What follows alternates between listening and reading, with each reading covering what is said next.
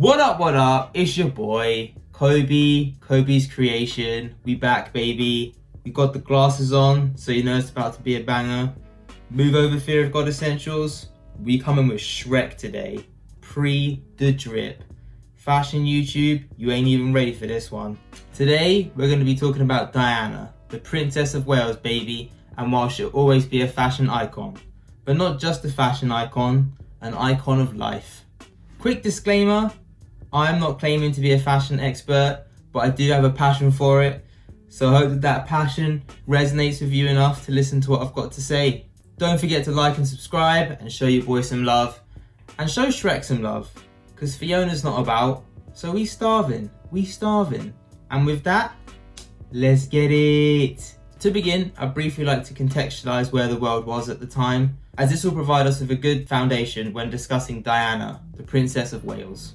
Diana was born in the 1960s, also known as the Swinging 60s, a decade that holds a special significance in seeing traditional hierarchies begin to dissolve and make way for the birth of the modern age. With this social shift beginning its fruition around Diana's birth, it's important to recognise that changes to the westernised social landscape were beginning to develop before Diana would grace us with her debut public appearance. So Diana wasn't always interested in fashion, and based on this evidence, I'm gonna have to agree. Diana admitted in her autobiography that when she married Prince Charles, aged 20, her wardrobe comprised of one long dress, one silk shirt, and one smart pair of shoes, and that was it. Clearly, Diana was a uniform dresser back then, but it was short-lived.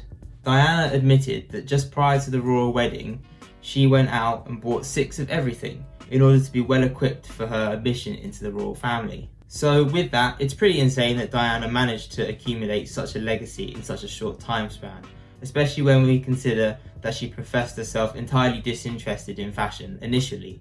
Anyway, it's here in 1981, the year of Diana's royal wedding, that she would begin her journey to becoming a trendsetter of a generation, making her debut public appearance at her very own royal wedding. And boy, did she make an entrance with that. I mean, just manifest this look.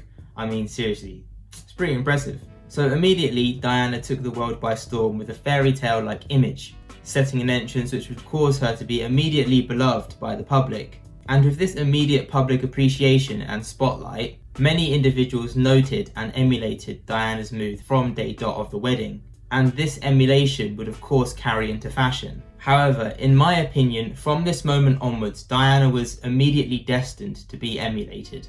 When we consider where the world was socially and technologically in the 1980s, with media consumption being so centralised without the mass adoption of the internet, this literal princess is being broadcasted in the most idealistic manner possible.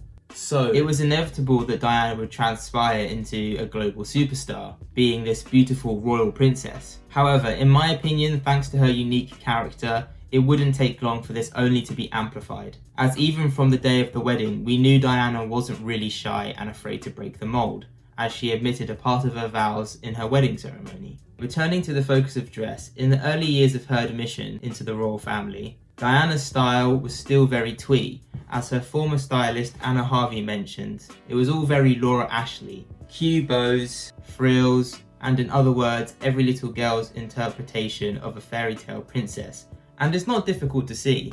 However, despite playing it safe, Diana still became a driving force for iconic looks in the 1980s, sporting many looks with patterned blouses and the padded shoulder. With her adopting trends so well, even her accessory game became influential during this time. From the pearl chokers and earrings, to wearing the infamous multiple watches on the wrist. She really beat rappers to this game. It ain't no skeleton AP though. During this time, in the 1980s, Diana was very in tune with what was trendy in British fashion, with her favourite brands reading like a roll card of British fashion's leading lights at the time. We have Catherine Walker, Belleville Sassoon, Victor Elderstein, and Donald Campbell. And while she was contemporarily trendy, her style was also reminiscent of established trends from prior decades too, and she pulled them off with elegance. Diana really made these luxury looks look effortless. Despite that ability to pull off luxury looks though, it's here in the 1980s that we would also catch a glimpse of her rather effortless versatility, as Diana began to make some bolder choices, sporting mismatched looks and becoming more adventurous as her confidence grew. And this is actually a personal favourite fit of mine from Diana. She began to take more control of how she was representing herself and intelligently communicated that through her clothes. And this is where I believe Diana truly begins to garner our attention as fashion lovers.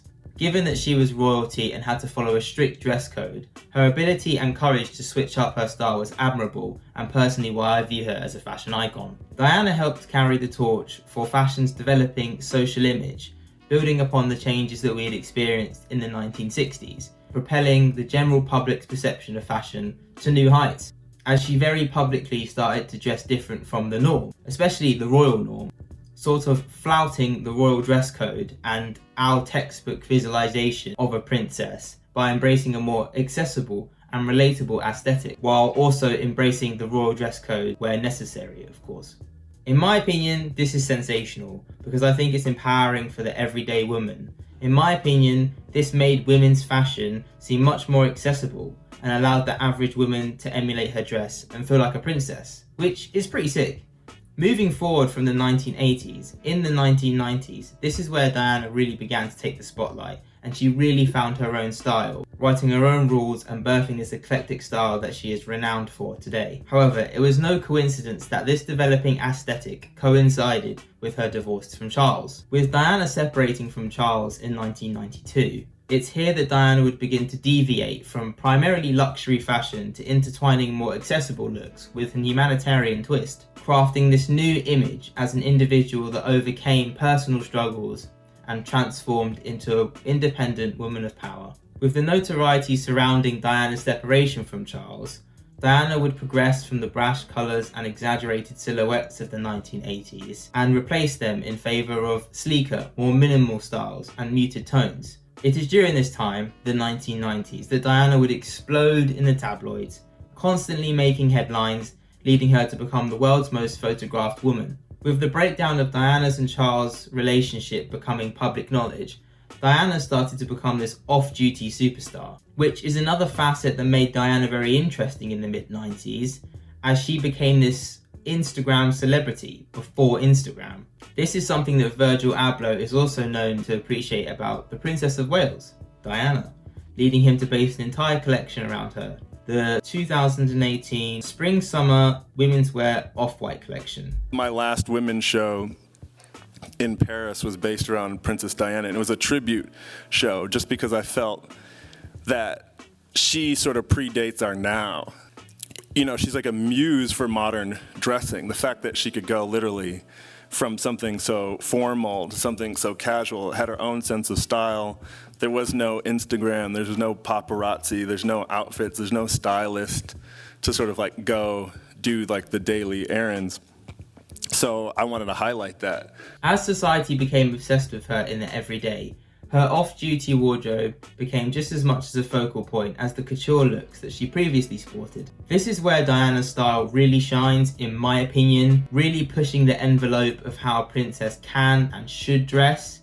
And I mean, jeez, killing with the switch up! The post-breakup hairstyle as well, I mean, jeez. Diana was truly flexing her charm in dress at this point, and I mean like bang bang baby, look at the double denim, move over JT, and I mean again, mix the sneaker with the overcoat, big vibes. And shouts out to the mum jeans too.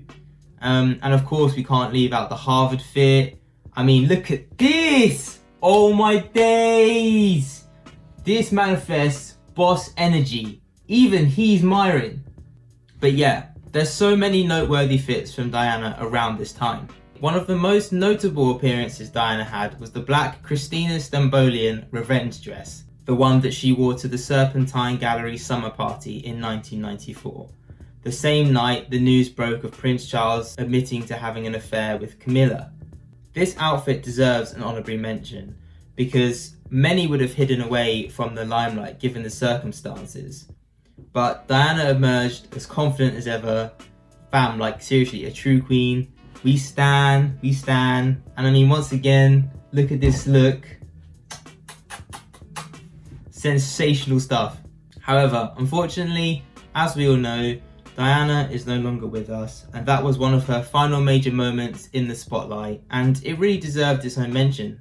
On the note of her passing, I do think that Diana no longer being with us does contribute to why she's still viewed as a fashion icon today. She left us in her prime. We don't view Diana as an individual that would be a 56-year-old woman today, who would perhaps dress more reserved and bland now. We look back at her as a boundary-pushing woman of power who's young and beautiful. Today, Diana's style is still widely referenced and respected from even the royal family themselves, with members such as Kate Middleton paying homages to Diana with her maternity dress, to celebrities paying their dues, such as Hailey Bieber in her 2019 Vogue shoot, and of course Virgil Abloh's Off-White collection, as I previously mentioned. Her style lives on through all levels of class. To conclude, in my opinion, I think Diana's a fashion icon because she was explicitly disinterested in fashion in the beginning. Diana made a remarkable debut in fashion and the public eye, immediately embodying this conventional fairy tale image that many women could only dream of, allowing us to see how the modern day princess lives. Diana really birthed this new narrative for a princess, one that is real of glam and glitz, but also represented the everyday and the struggles that came with it. And as her life went on, Diana showed us that being a princess is kind of romanticized. She really shifted what a princess could be in a way that many people could resonate with, at least in my opinion. Diana showed us that we're all just people and we all have our own trials and tribulations, and we can overcome them stronger than we were before. And with that, I think we just grew to appreciate Diana and her narrative more and more, because as we observed her character development, we could see how she intelligently articulated how she felt through her dress. And that's what fashion should be, in my opinion. Diana was a princess, but an everyday human at heart. She wanted her children to have normal lives with normal experiences, and she valued the freedom that plain old individuals like us take for granted. Diana really was an Instagram icon before Instagram, and with her no longer being with us, her story never really had time to dissolve. She left us in her prime, and with the way that society is today, I think that it will be very difficult for someone to leave a legacy like Diana ever again. In a similar vein to someone like Michael Jackson, people just can't be that influential today. Diana really is an icon. And on that note, ladies and gentlemen, that is all. So I'm going to open this up to you now. What do you think of Diana, the Princess of Wales' impact on fashion, but also impact as an individual in general? I think we can all agree that Diana is more than just a tastemaker in fashion, and I'd be really excited to hear your thoughts. So do let me know what you think. This has been Cobi, Cobi's Creation, from myself and Shrek. Hit the like button if you learned something new, and I'll see you in the next one. Peace out.